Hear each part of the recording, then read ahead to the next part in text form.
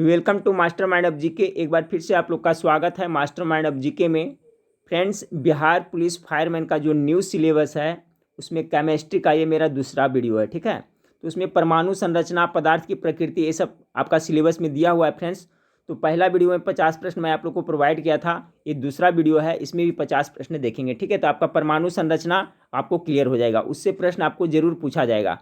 Video अच्छा लगे तो लाइक जरूर करिएगा फ्रेंड्स। चैनल पर पहली बार विजिट कर रहे हैं तो चैनल को सब्सक्राइब कर बेल आइकन को दबा दीजिएगा। ठीक है फ्रेंड्स, बिल्कुल सिलेबस के अनुसार ये सब क्वेश्चन है, इसलिए सभी को आप याद कर लीजिएगा। चलिए, और ये सभी प्रश्न को मैं अपनी वेबसाइट पे डाल दे रहा हूँ फ्रेंड्स। वेबसाइट का नाम पता है आप लोग को, gkmastermind.com। उस पर जा करके सभी को रिवीजन करते रहिएगा, गेस करते चलिएगा फ्रेंड्स। आज का पहला सवाल आप लोग के सामने है, बाह्यतम कोश में उपस्थित इलेक्ट्रॉन की संख्या को क्या कहा जाता है? यानी क्या कहा जाता है? एक नंबर सवाल का करेक्ट आंसर क्या होगा, गेस करते चलिए। उसको संयोजक इलेक्ट्रॉन कहते हैं। ऑप्शन नंबर सी इसका करेक्ट आंसर होगा। ठीक है, पहला का। सवाल नंबर 2 देखिए, कह रहा है कि ऊर्जा के चतुर्थ स्तर में समायोजित किए जा सकने वाले इलेक्ट्रॉनों की संख्या अधिकतम संख्या है। ऊर्जा के चतुर्थ स्तर में समायोजित किए जा सकने वाले इलेक्ट्रॉनों की अधिकतम संख्या कितनी होती है? तो 2 का करेक्ट आंसर होगा ऑप्शन नंबर डी, यानी 32 होते हैं। ठीक है, कितने? 32 इलेक्ट्रॉन। ऑप्शन नंबर डी इसका करेक्ट आंसर होगा। सवाल नंबर 3 को देखें, हीलियम को छोड़कर सभी नोबेल गैसों में सबसे बाहरी कोश में कितने इलेक्ट्रॉन होते हैं? गेस करें फ्रेंड्स। देखिए, नोबेल गैस किसे कहते हैं, याद रखिएगा। नोबेल गैस कहते हैं, अकेले गैस को ही नोबेल गैस कहते हैं, जिसकी संख्या कितनी है? 6 है, जिसमें से हीलियम एक है। ठीक है फ्रेंड्स, तो कह रहा है आपका प्रश्न कि हीलियम को छोड़कर सभी नोबेल गैस यानी अकेले गैस में सबसे बाहरी कोश में कितने इलेक्ट्रॉन होते हैं, हीलियम को छोड़ करके। तो 3 नंबर सवाल का जो करेक्ट आंसर होगा फ्रेंड्स, ऑप्शन नंबर डी हुआ। हीलियम को छोड़ करके सभी नोबेल गैस या अकेले गैस की बाहरी कक्षा में 8 इलेक्ट्रॉन होते हैं। ठीक है फ्रेंड्स, ये निष्क्रिय होते हैं, किसी से भी क्रिया नहीं करते हैं, इसलिए इसे अकेले गैस या नोबेल गैस कहा गया है। तो 3 का करेक्ट आंसर हो जाएगा ऑप्शन नंबर डी। हीलियम के बाहरी कक्षा में कितने होते हैं फ्रेंड्स? तो याद रखिएगा 2 होते हैं। ठीक है, बाकी जितने बच गए 5 अकेले गैस, उनके बाह्यतम कक्षा में, बाह्यतम कोश में कितने? 8 इलेक्ट्रॉन होते हैं। चलिए, सवाल नंबर 4 को देखिए। कह रहा है कि उन 3 तत्वों को नामित करें जिसके सबसे बाहरी शेल में यानी कक्षा में केवल 1 इलेक्ट्रॉन होता है। कौन सा वो तत्व है, कौन कौन है? तो 4 का जो करेक्ट आंसर होगा लिथियम, सोडियम और पोटेशियम। लिथियम के कितना होता है परमाणु क्रमांक फ्रेंड? सभी का परमाणु क्रमांक भी आप लोग को जरूर याद रखिएगा, इससे एक प्रश्न पूछा जाएगा। लिथियम का 3 होता है, सोडियम का कितना होता है? 11 होता है, और पोटेशियम का कितना होता है? 19 होता है। जब इसका इलेक्ट्रॉनिक विन्यास करिएगा फ्रेंड्स तो आप देख लिए पहले कक्षा में कितना होता है, चलिएगा। तो पहले में कितना होगा? 2 होगा। तो देखिए बाहरी कक्षा में कितना बच गया? 2 1 3 1 बच गया। उसी तरह से आपका सोडियम का कितना होता है? इसका 11 होता है, तो इसका करिएगा तो पहला में 2, दूसरा में 8, देखिए 1 बच गया। पोटेशियम का कितना? 19 होता है, इसका जब भी करिएगा फ्रेंड्स तो बाहरी कक्षा में कितना आएगा? आपका 1 ही आएगा। ठीक है, तो अच्छा सवाल है कि उन 3 तत्वों को नामित करें जिसके सबसे बाहरी शेल में केवल 1 इलेक्ट्रॉन होते हैं। तो ऑप्शन नंबर 4 का बी करेक्ट आंसर होगा।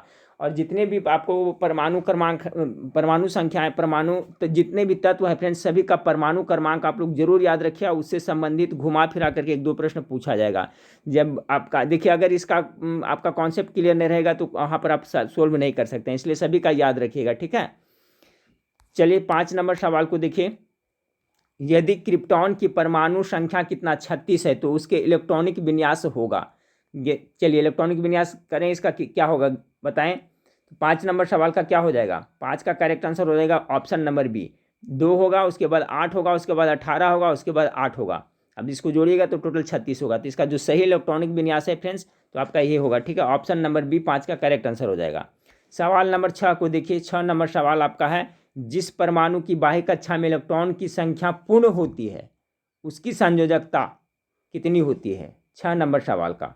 तो देखिए, जब बाह्य कक्षा में इलेक्ट्रॉन की संख्या पूर्ण होगी फ्रेंड्स तो उसकी संयोजकता क्या हो जाएगी? 0 हो जाएगी। ठीक है, ऑप्शन नंबर डी इसका करेक्ट आंसर हो जाएगा। ठीक है, 6 का correct answer option number D हो जाएगा। याद रखिएगा, इंपॉर्टेंट है कि जिस परमाणु की बाह्य कक्षा में इलेक्ट्रॉनों की संख्या पूर्ण होती है, ऑक्टम उसका पूरा होता है, तो उसका जो उसकी संयोजकता क्या हो जाएगी? 0 हो जाएगी।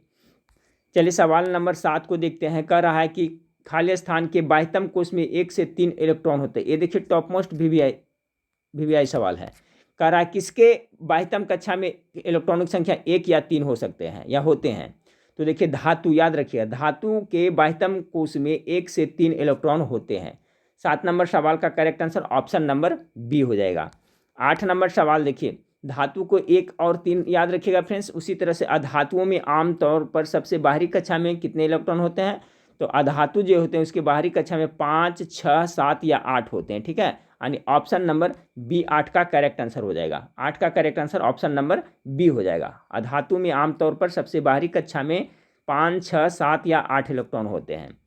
चलिए अगला सवाल को देखते हैं फ्रेंड्स कि इनमें से कौन सा धातु का इलेक्ट्रॉनिक विन्यास है। अभी हमने देखा था धातुओं के जो बाहरी कक्ष में कितना इलेक्ट्रॉन होते हैं फ्रेंड्स, तो कितना 1 और 3 होते हैं, ठीक है। तो देख लीजिए इसमें बाहरी कक्षा में 1 किस्में है या 3 किस्में है, वही आपका धातु का इलेक्ट्रॉनिक विन्यास होगा। तो ये देखिए सब टिपिकल क्वेश्चन है, मॉडरेट क्वेश्चन है, ये सब टाइप का क्वेश्चन पूछा जाता है।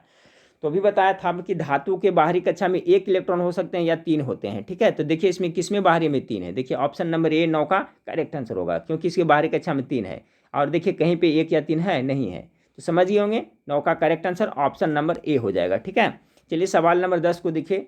10 नंबर सवाल आपका है, एक तत्व का इलेक्ट्रॉनिक विन्यास कितना है, 2, 8, 7 है, तो इसकी संयोजकता क्या होगी। 2, 8, 7 यानी कि 17, यानी कि इसका क्लोरीन का है। तो क्लोरीन का है तो बाहरी कक्षा में कितना 7 यानी 1 इलेक्ट्रॉन ग्रहण करेगा ना, इसका क्या हो जाएगा आपका संयोजकता 1 हो जाएगा। ऑप्शन नंबर ए इसका करेक्ट आंसर होगा 10 का। चलिए सवाल नंबर 11 को देखिए। 11 नंबर सवाल है कि एक तत्व के नाभिक में 15 प्रोटॉन और 22 न्यूट्रॉन है, इसकी द्रव्यमान संख्या क्या होगी। तो द्रव्यमान संख्या बराबर क्या होता है, P + N होता है, प्रोटॉन की संख्या जोड़ न्यूट्रॉन की संख्या। तब 15 में 22 जोड़िएगा तो कितना आएगा, 37 आएगा। ऑप्शन नंबर डी इसका करेक्ट आंसर होगा। याद रखिएगा आपका ए बराबर परमाणु द्रव्यमान बराबर क्या होता है फ्रेंड्स, तो P + N होता है, द्रव्यमान संख्या बराबर प्रोटॉन की संख्या जोड़ न्यूट्रॉन की संख्या। चलिए सवाल नंबर 12 को देखिए कि एक तत्व के समस्थानिक की द्रव्यमान संख्या 298 है, ठीक है। समस्थानिक की द्रव्यमान संख्या आपका दिया हुआ है, यदि इसके नाभिक में 188 न्यूट्रॉन है तो इसकी परमाणु संख्या क्या होगी, ठीक है फ्रेंड्स। तो सिंपल वही फार्मूला से बन जाएगा, परमाणु द्रव्यमान संख्या कितना 298 दिया हुआ है, और इस परमाणु द्रव्यमान संख्या पर क्या होता है, P + N होता है, ठीक है। तो P का संख्या यानी प्रोटॉन नहीं दिया हुआ है, और आपका न्यूट्रॉन कितना 188 दिया हुआ है। अब देखिए P बराबर क्या होगा, तो ये जिधर आएगा तो घट जाएगा, तो 298 में 188 घटाइएगा तो 110 आएगा, ठीक है। यानी आपका 12 नंबर सवाल का correct answer option number D होगा 110। चलिए सवाल नंबर 13 को देखिए। 13 को देखिए फ्रेंड्स, परमाणु क्रमांक को किस अक्षर द्वारा निरूपित किया जाता है, ठीक है। परमाणु क्रमांक को, बहुत अच्छा सवाल है फ्रेंड्स। देखिए वीडियो बनाने में काफ़ी मेहनत लगती है, तो वीडियो पर व्यूज़ कम आते हैं फ्रेंड्स, थोड़ा हौसला कम जाता है, इसलिए आप लोग वीडियो अच्छा लगे तो दोस्तों में शेयर जरूर करें, ग्रुप में शेयर करें, ठीक है। चलिए तो 13 नंबर सवाल का है जो राइट आंसर है आपका क्या हो जाएगा कि परमाणु क्रमांक को किस अक्षर द्वारा निरूपित किया जाता है, तो कैपिटल Z से किया जाता है, यानी ऑप्शन नंबर सी इसका करेक्ट आंसर होगा, ठीक है। 13 का correct answer option number C हो जाएगा। 14 नंबर सवाल को देखिए कि तत्व जिनकी द्रव्यमान होगा फ्रेंड्स, 14 यहाँ पर मिस्टेक, द्रव्यमान नहीं है, द्रव्यमान हो जाएगा, ठीक है। तत्व जिनकी द्रव्यमान संख्या एक समान है परंतु भिन्न में परमाणु संख्या कहलाते हैं।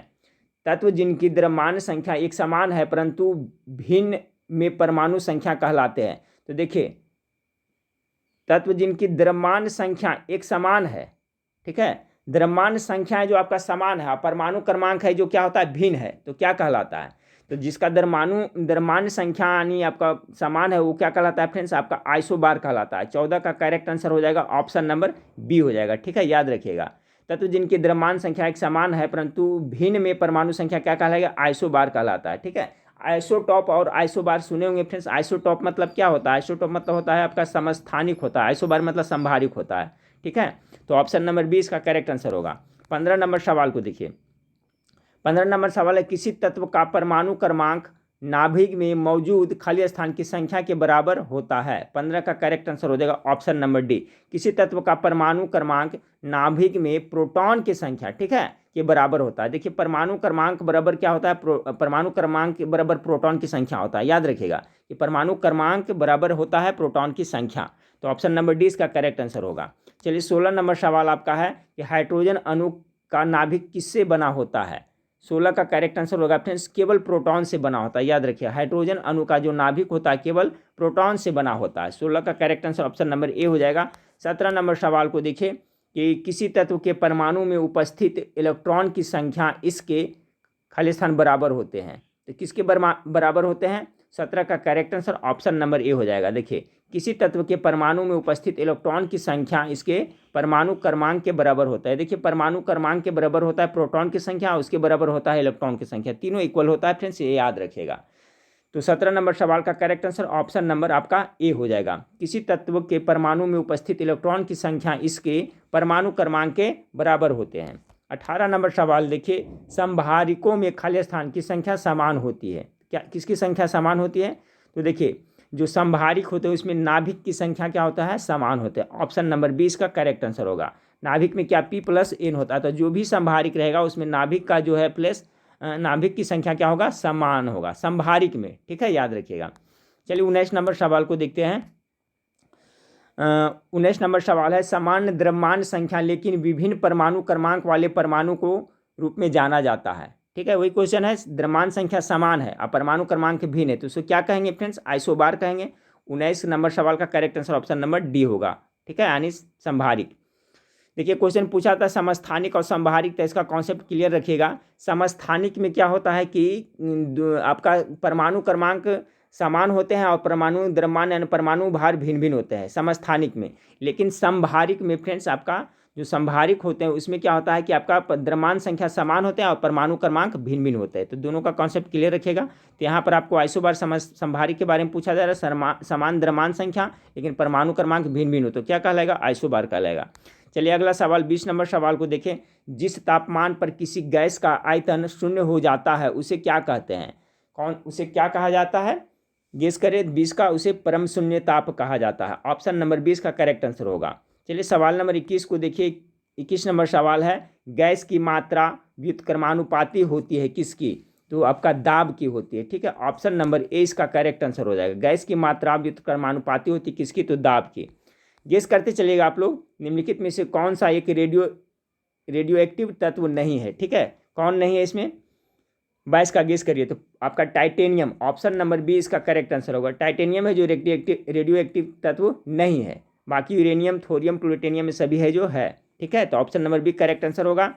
23 नंबर सवाल के देखिए, मैरी क्यूरी ने किसकी खोज के लिए नोबेल पुरस्कार प्राप्त किया था? ठीक है, रेडियो सक्रियता आपको चैप्टर में पढ़ना है फ्रेंड्स, उससे कुछ प्रश्न इसमें शामिल किए हैं। इसके बाद में और जो प्रश्न बचा हुआ है उसको अगले वीडियो में मैं आप लोग को प्रोवाइड कराऊंगा। अब बिल्कुल सिलेबस के अनुसार काफ़ी मेहनत से इसे वीडियो तैयार हो रहा है फ्रेंड्स, इसलिए आप लोग इसे जरूर रखिएगा, याद रखिएगा। और प्लस में आपको वेबसाइट पर भी डाल दे रहा हूँ, तो वहाँ पर जाकर प्रैक्टिस करते रहिएगा। मैरी क्यूरी ने किसकी खोज के लिए नोबेल पुरस्कार प्राप्त किया था? तो इसका करेक्ट आंसर हो जाएगा friends option number C. Radium की खोज के लिए इन्हें आपको नोबेल पुरस्कार दिया गया था। 24 नंबर सवाल को देखिए, वह रासायनिक बंध कौन सा है जिसमें परमाणुओं के संयोजन से अणुओं का निर्माण होता है? ठीक है, वह रासायनिक बंध कौन सा है? तो इसका क्या होगा फ्रेंड्स? 24 नंबर सवाल का क्या हो जाएगा? ऑप्शन नंबर सी हो जाएगा, वैद्युत स्थैतिक बल हो जाएगा। ठीक है, 24 नंबर सवाल का करेक्ट है, वह रासायनिक बंध या बल कौन सा है जिसमें परमाणुओं के संयोजन से अणुओं का निर्माण होता है? तो वैद्युत स्थैतिक बल हो जाएगा। ऑप्शन नंबर सी 24 का करेक्ट आंसर हो जाएगा। 25 नंबर सवाल को देखिए कि रेडियो सक्रियता का आविष्कार किसने किया था? 25 का करेक्ट आंसर हो जाएगा Henri Becquerel. Option number C इसका करेक्ट आंसर हो जाएगा। चलिए सवाल नंबर 26 को देखिए, पीच ब्लेड किससे संबंधित है? गेस करें 26 का क्या होगा? Pitchblende, radium, uranium, thorium, plutonium. Option number B इसका करेक्ट आंसर होगा। किसका? ये आपका यूरेनियम का ही अयस्क है pitchblende. Option number B correct answer होगा। 27 नंबर सवाल को देखिए, परमाणु के भीतर न्यूट्रॉन द्वारा प्रोटॉन पर आरोपित बल कहलाता है? परमाणु के भीतर न्यूट्रॉन द्वारा प्रोटॉन पर आरोपित बल क्या कहलाता है? 27 का करेक्ट आंसर होगा क्या? उसे नाभिकीय बल कहा जाता है। ऑप्शन नंबर ए इसका करेक्ट आंसर हो जाएगा। चलिए सवाल नंबर 28 को देखें कि परमाणुओं से प्राप्त ऊर्जा को कहते हैं, क्या कहते हैं उसे? नाभिकीय ऊर्जा या रासायनिक ऊर्जा या ऊष्मा ऊर्जा या सौर ऊर्जा? बहुत इंपॉर्टेंट सवाल है। चलिए गेस करिए 28 का करेक्ट आंसर क्या होगा? तो जो परमाणु से ऊर्जा प्राप्त होता है फ्रेंड्स उसे क्या कहते हैं? नाभिकीय ऊर्जा कहते हैं। याद रखिए उसे क्या कहते हैं? नाभिकीय ऊर्जा, यानी ऑप्शन नंबर ए इसका करेक्ट आंसर हो जाएगा। ठीक है, ऑप्शन नंबर ए 28 का ए हो जाएगा। 29 नंबर सवाल को देखें, कार्बन डाइऑक्साइड में कार्बन की संयोजकता कितनी होती है? कार्बन डाइऑक्साइड में, तो 29 नंबर सवाल का जो करेक्ट आंसर होगा ऑप्शन नंबर बी 4 होती है। ठीक है, कार्बन डाइऑक्साइड में कार्बन की संयोजकता कितनी होती है? तो आपका 4 होती है। चलिए सवाल नंबर 30 को देखिए, प्रायः धनावेशित तत्वों की संयोजकता होती है। धनावेशित। 30 नंबर सवाल का जो करेक्ट आंसर होगा फ्रेंड्स ऑप्शन नंबर डी। जितने भी धनावेशित तत्व होते हैं उसको देखिएगा प्रायः सभी का संयोजकता 1 होगा या 2 होगा या 3 होगा, याद रखिएगा।